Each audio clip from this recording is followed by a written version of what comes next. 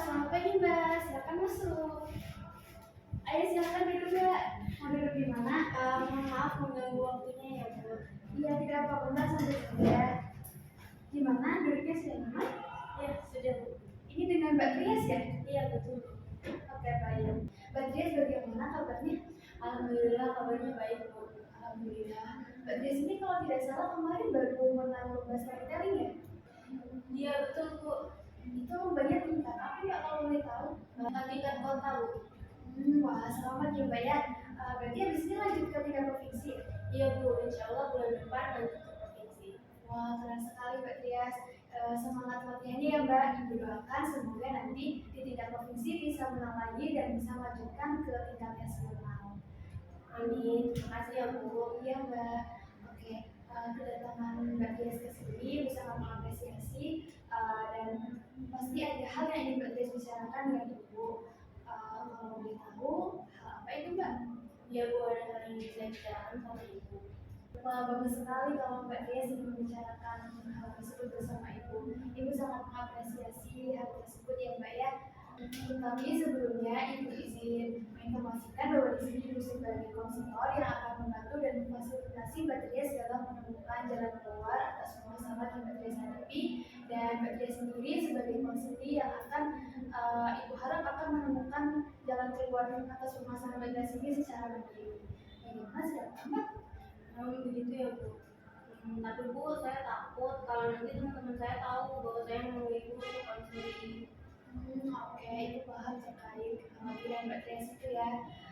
Jadi di sini di dalam konseling itu ada yang namanya rahasiaan, di mana cerita yang akan Mbak Trias ceritakan bersama Ibu di sini tidak akan ada orang lain yang tahu. Jadi hanya kita saja yang tahu. Termasuk teman-teman Mbak Trias ini tidak akan tahu ya Mbak. Jadi Mbak Trias tidak perlu khawatir terkait hal tersebut. Mau jadi begitu Bu, saya jadi lebih dewasa Ibu cerita sama Ibu. Oke, syukurlah. Nah, sebelum kita membicarakan lebih lanjut, mari kita buat kesepakatan untuk terlebih dahulu ya, Mbak. Baik Bu. Setelah ini, Mbak Trias sudah kegiatan apa? Ada Bu, nanti jam 10 saya ada pelajaran bahasa Indonesia. Oke, berhubung nanti jam 10 juga ada 40, jadi kurang lebih kita memiliki waktu sekitar 40 menit ya, Mbak. Bagaimana kira-kira apakah 40 menit cukup? Iya Bu, cukup. Oke, mari kita gunakan waktu yang kita punya dengan sebaik-baiknya ya, Mbak ya. Oke, sekarang coba Mbak Trias ceritakan hal apa saja sih yang sedang menjadi Mbak Trias akhir-akhir ini? Saya tuh senang sedih Bu, karena akhir-akhir ini nilai saya turun. Mbak Trias merasa sedih karena nilai Mbak Trias ini. Oke, kalau boleh tahu nilai Mbak Trias ini menurun sejak kapan, Mbak? Saya merasanya sih sejak semester lalu, sejak saya bergabung dengan salah satu circle. Kalau boleh tahu Mbak Trias ini melakukan apa saja sih bersama teman-teman satu circle Mbak Trias sampai Mbak Trias merasa bahwa hal tersebut membuat nilai Mbak Trias menurun? Jadi di circle saya ini sering sekali main Bu, seperti nongkrong, have fun, sampai saya merasa waktu saya habis hanya untuk main saja. Jadi Mbak Trias merasa nilai Mbak Trias menurun karena di circle Mbak Trias ini Mbak Trias lebih banyak bermain daripada belajar begitu ya Mbak? Itu Bu. Nah kalau dari Mbak Trias sendiri harapan apa sih yang Mbak Trias inginkan dari nilai Mbak Trias tersebut? Saya berharapnya nilai saya bisa naik lagi ya Bu. Kalau menurut Mbak Trias sendiri nilai yang bagus itu yang seperti apa? Menurut saya nilai yang bagus itu nilai yang melebihi KKM, tidak pernah rendah, nilai yang minimal 80 lah Bu. Oke baik, dari apa yang Mbak Trias katakan tersebut, menurut Mbak Trias bagaimana sih cara agar seseorang mendapatkan nilai yang seperti Mbak Trias sebutkan tadi? Kalau menurut saya orang itu harus rajin belajar, mengurangi bermain, mengerjakan tugas dengan sungguh-sungguh, mengumpulkan tugas tepat waktu, yang kurang lebih gitu lah Bu. Oke, kalau dari Mbak Trias sendiri, apakah selama ini Mbak Trias sudah melakukan hal-hal yang Mbak Trias katakan tadi? Kalau saya sendiri udah pernah coba sih Bu, tapi menurut saya hasilnya masih kurang maksimal. Oke, jadi Mbak Trias masih merasa hasilnya belum maksimal ya? Iya Bu. Oke, kalau dari skala 1 sampai 5, di mana skala 1 ini adalah usaha minimal yang Mbak Trias lakukan dan angka 5 adalah usaha maksimal yang telah Mbak Tias lakukan, kira-kira dari angka berapa sih Mbak usaha yang selama ini telah Mbak Tias lakukan? Saya rasa saat ini saya baru berada di angka 3 sih Bu. Berarti baru setengahnya ya. Oke, selama ini usaha-usaha apa saja yang telah Mbak Tias lakukan untuk meningkatkan kembali nilai Mbak Tias tersebut sehingga Mbak Tias merasa bahwa masih ada di angka 3? Selama ini saya sudah mencoba belajar Bu. Saya sudah berusaha mengumpulkan tugas tepat waktu. Namun kadang kalau menurut saya lagi jelek kerjain tugas, saya lebih milih menghabiskan waktu untuk main sama teman-teman saya. Saya juga kadang ngerjain tugas asal-asalan aja karena sudah mepet deadline. Oke, nah dari apa yang telah Mbak Tias lakukan tersebut, dampaknya apa sih terhadap nilai Mbak Tias? Ada sih Bu sedikit, tapi karena apa yang saya lakukan itu kurang maksimal, jadi seperti kurang berasa Bu dampaknya pada nilai saya. Oke, nah kalau misal Mbak Tias melakukannya dengan lebih maksimal lagi, kira-kira bagaimana dampaknya terhadap nilai Mbak Tias? Saya rasa kalau usaha saya sudah maksimal pasti akan berdampak lebih baik sih Bu. Oke, baik. Jadi Mbak Tias menilai Mbak Tias meningkat, namun Mbak Tias merasa bahwa usaha yang Mbak Tias lakukan selama ini belum maksimal, begitu ya? Iya Bu. Nah, menurut Mbak Tias sendiri, apakah usaha-usaha yang telah Mbak Tias lakukan selama ini sudah sejalan dengan keinginan atau harapan Mbak Tias dari diri Mbak Tias? Kalau menurut saya usaha saya memang sepenuhnya sesuai Bu. Usaha yang saya lakukan kurang maksimal sehingga keinginan saya itu belum tercapai. Oke, Mbak Tias mengatakan bahwa Mbak Tias menginginkan nilai yang maksimal yang bagus seperti yang telah Mbak Tias katakan tadi, namun Mbak Tias belum memaksimalkan usaha Mbak Tias ya. Iya Bu, saya sadar usaha saya belum maksimal sehingga belum berdampak terhadap nilai saya. Oke, baik. Jadi usaha yang Mbak Tias lakukan selama ini belum maksimal ya, sehingga nilai Mbak Tias belum menunjukkan sesuai keinginan Mbak Tias. Iya betul Bu. Oke, untuk kedepannya kira-kira ada upaya-upaya apa saja sih Mbak yang akan Mbak Tias lakukan untuk memaksimalkan usaha Mbak Tias tersebut? Rencana saya akan mengurangi waktu bermain dan menggantinya dengan belajar lebih rajin lagi. Saya juga akan mengerjakan tugas dengan sungguh-sungguh dan mengumpulkannya tepat waktu sehingga nilai yang saya inginkan dapat tercapai. Oke, bagus sekali Mbak Tias sudah memiliki rencana-rencana tersebut ya.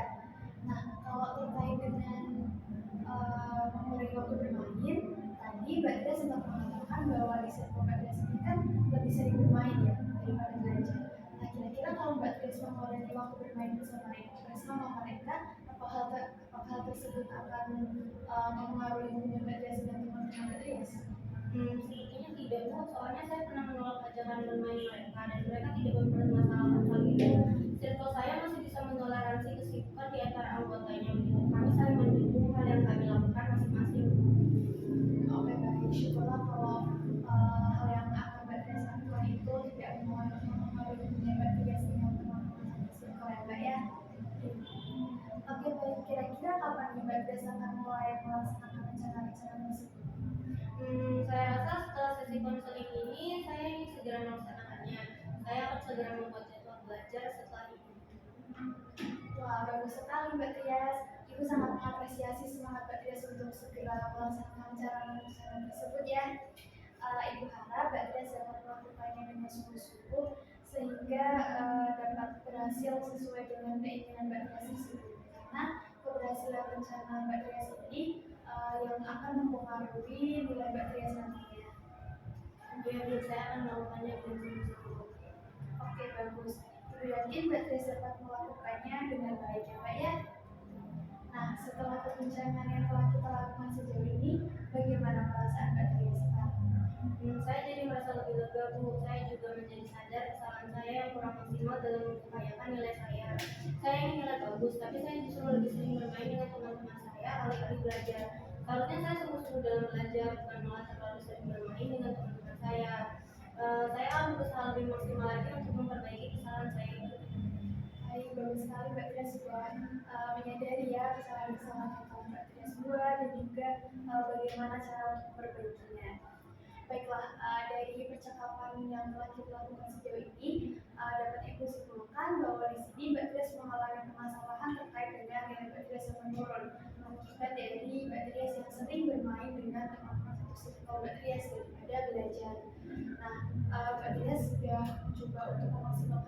Trias, tetapi mungkin karena belum maksimal, jadi nilai Mbak Trias masih belum meningkat ya. Nah, untuk rencana kedepannya, Mbak Trias juga telah menyusun rencananya. Boleh Mbak Trias sebutkan lagi tadi rencananya apa saja? Ya Bu, jadi saya berencana akan mengurangi waktu bermain dengan teman saya dan mengganti waktu bermain tersebut dengan belajar. Saya juga akan mengerjakan tugas dengan sungguh-sungguh dan mengumpulkannya untuk waktu. Setelah konseling ini, saya juga akan membuat jadwal belajar untuk mengatur waktu belajar dan bermain saya seperti itu. Oke, bagus sekali Mbak Trias ya. Ibu sangat senang mendengarnya. Oh iya, tidak terasa sudah 40 menit kita melaksanakan sesi konseling ini. Nah, sesuai dengan kesepakatan kita pada awal sesi tadi, bahwa kita akan melaksanakan sesi konseling ini selama 40 menit. Berarti mulai sekarang, mari kita akhiri pertemuan kali ini Mbak ya. Nah, kalau dirasa Mbak Trias ingin membicarakan lagi terkait permasalahan Trias ini, Mbak Trias bisa datang mungkin minggu depan ya untuk kita evaluasi kembali mengenai rencana-rencana yang telah Mbak Trias buat tadi. Baik Bu, terima kasih banyak atas bantuannya. Saya jadi merasa lebih lega sekarang. Kalau begitu, saya izin pamit ya Bu. Assalamualaikum warahmatullahi wabarakatuh.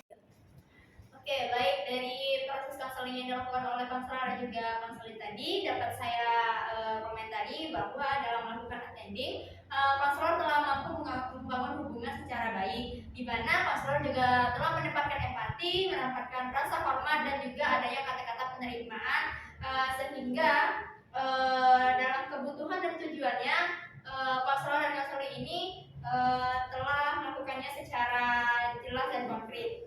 Lalu konselor ini telah mengatur posisi duduk dengan konseling dan juga dalam keterampilannya juga sudah ada keterampilan mengamati dan juga mendengarkan.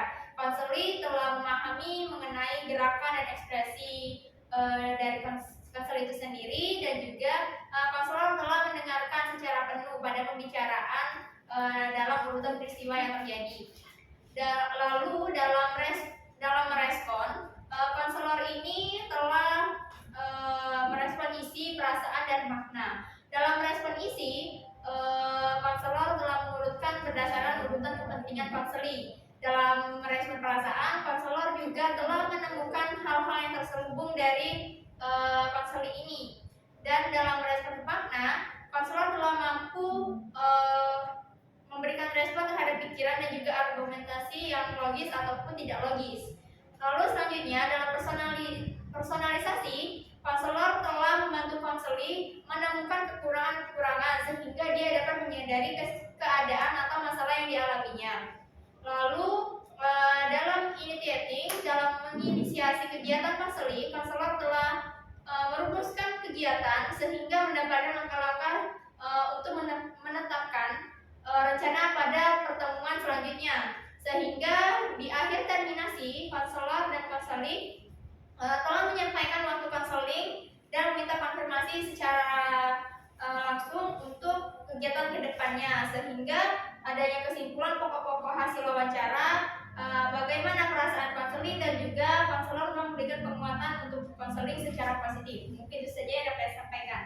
Oke, baik, di sini saya akan mengomentari proses dari konseling tersebut ya. Yang pertama yaitu mengenai attending, di mana konselor dan konselor itu telah membangun hubungannya terhadap empatinya dan rasa hormat terhadap konselor untuk menyampaikan pembukaannya, lalu berkomunikasinya sudah baik dengan tujuan konseling tersebut. Lalu dari posisi duduknya juga sudah baik, sangat tepat dan sangat santai.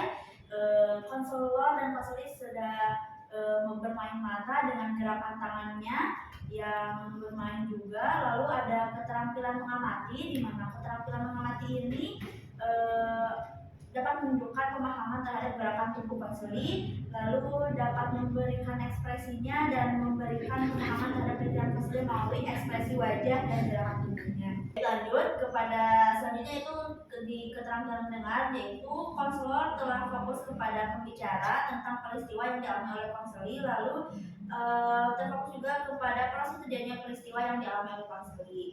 Lalu poin yang selanjutnya yaitu dari responding, di mana responding ini terdapat beberapa poin, salah satunya ada merespon isi, perasaan, dan makna.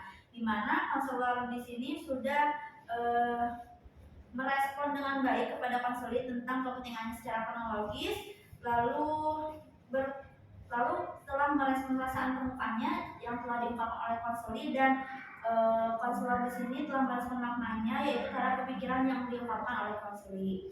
Lalu selanjutnya yaitu ada mempersonalisasikan. Nah di sini konselor dapat membantu konseling untuk mengetahui kekurangan-kekurangan yang berada di diri konseling tersebut. Lalu yang selanjutnya yaitu ada menginisiasi kegiatan konseling, di mana konselor dapat membantu konseling untuk merumuskan kegiatan atau langkah-langkah awal sampai akhirnya di kegiatan atau di proses konseling tersebut. Lalu selanjutnya ada terminasi. Terminasi di sini yaitu penyampaian waktu konseling yang telah habis dan meminta konfirmasi kembali kepada konseling untuk pertemuan selanjutnya yang akan datang. Mungkin komentar dari saya sekian. Terima kasih. Assalamualaikum warahmatullahi wabarakatuh. Oke, baik. Di sini saya akan mengomentari proses konseling yang telah dilakukan oleh konselor dan konseling yang tadi. Oke, yang pertama ada aspek attending. Yang pertama adalah membangun hubungan. Membangun hubungan konselor terhadap konseling yang tadi sudah bagus ya. Empatinya sudah ada, terus sudah bisa menghormati yang menjadi konseling. Terus untuk mengatur posisi duduk sudah bagus, jaraknya sudah pas, dan untuk kecondongan duduknya itu santai, tidak kaku. Terus untuk keterampilan mengamati dari konselor sudah bagus dalam mengamati konseling, di mana ekspresi konselor terhadap konseling sudah ada. Terus menunjukkan pemahaman terhadap pikiran konselingnya. Dan untuk poin selanjutnya ada keterampilan mendengar. Dari konselor itu sudah baik ya, saat konseling berbicara, konselor memperhatikan konseling dengan baik dan ada eye contact. Terus untuk responding, konselor juga sudah merespon pernyataan dari konseling dengan sangat bagus dan memfasilitasi eksplorasi dari konseling tersebut. Untuk merespon perasaan juga sudah bagus dan merespon makna setelah merespon argumentasi dari konseling tersendiri. Terus untuk personalizing atau personalisasi sudah membantu konseling dalam menemukan kekurangan pada dirinya, keadaan masalahnya dan kekurangan konseling sekaligus menunjukkan keinginan dari konseling. Terus untuk selanjutnya ada menginisiasi kegiatan konseling. Konselor telah merumuskan kegiatan atau langkah-langkah yang akan dilakukan di tahap selanjutnya oleh konseling. Terus selanjutnya ada terminasi. Konselor bisa menyampaikan bahwa waktu konseling beberapa menit telah selesai seperti itu, dan bisa menanyakan perasaan konseling atas proses dan hasil wawancara dari konseling. Terima kasih. Baik, di sini saya akan mengomentari dari pengamatan saya terhadap proses konseling di sini. Aspek pertama yaitu attending, yaitu membangun hubungan. Dari konselor mempunyai empati terhadap kebutuhan konseling dan menunjukkan rasa hormat kepada konseling, juga menyampaikan kata-kata pembuka pada konseling. Pada posisi duduk, konselor pun menanyakan kepada konseling posisi duduknya nyaman atau tidak, menunjukkan kontak mata yang baik, mengatur gerak tangan dan kaki, dan pada keterampilan mengamati, konselor mengamati gerak tubuh pada konseling, juga memahami ekspresi wajah pada konseling. Pada keterampilan mendengar, konselor memperhatikan pembicaraan konseling, juga fokus terhadap proses terjadinya peristiwa yang dialami konseling. Oke, pada respon isi, konselor menyampaikan pernyataan pada konseling, yaitu merespon pertanyaan konseling, juga memfasilitasi konseling untuk mengeksplorasi isi apa yang mau dibicarakan. Pada respon perasaan, konselor memahami perasaan yang diungkapkan pada konselingnya. Pada respon makna,